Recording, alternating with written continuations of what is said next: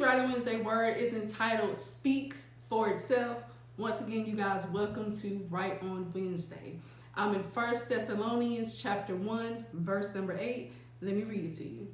It says, "For from you sounded out a word of the Lord, not only in Macedonia and Achaia, but also in every place. Your faith to God is spread abroad, so that we do not need to speak anything." Sometimes you don't have to say a word. The fruit of your labor, it speaks for itself. The evidence of what's in you can be seen by others without you even opening your mouth. Sometimes some things just speak for themselves. When you think about nature, mountains, they do not speak, yet their presence is known and felt by all. Oceans, they do not talk, but the depth of them and the mystery of them is known to all. And the sky doesn't have speech, but with one glance at the sky, everyone can witness the beauty that it possesses. So sometimes you don't have to say a word. Peter alluded to this in 1 Peter 3, verse number 1 through 2. Peter said this. This message was towards wives at the time. So Peter said, "Wives, likewise, be submissive to your own husbands, that even if some do not obey the word, they, without a word, may be won by the conduct of their wives, when they observe your chaste conduct accompanied by fear."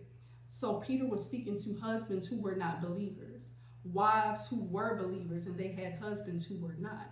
And Peter was saying to them that without even a word, you can convert them by your conduct and by your actions. And when they see that you fear the Lord, you can convert them with just your actions. And so in 1 Thessalonians 1, verse number 8, Paul is telling the believers that your faith towards God, it has gone out so that we don't need to say anything. Those believers at Thessalonica, they heard the word. It went in their ears, but it came out of their mouths. The word went forth in word and power, as we talked about last week. And when that word went into them, they took off with it. They took the torch of preaching the gospel of Jesus Christ. So their actions proved their faith. The fact that they were running with the torch was evidence of their faith. The proof was in the pudding, right? And so sometimes you don't have to say a word.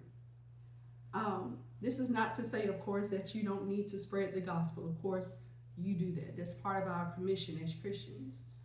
But what I am saying is that sometimes you don't have to say a word, but you always need to make sure that you live the word. That way, even if you don't say a word, you still, that power within you can possibly convert someone without you even saying a word. So this week's Right on Wednesday word is entitled Speaks for Itself. I'm in 1 Thessalonians 1, verse number 8, and I also referred to 1 Peter 3, verses 1 through 2. I pray this message has blessed you. May God bless you and keep you. In Jesus' name, okay?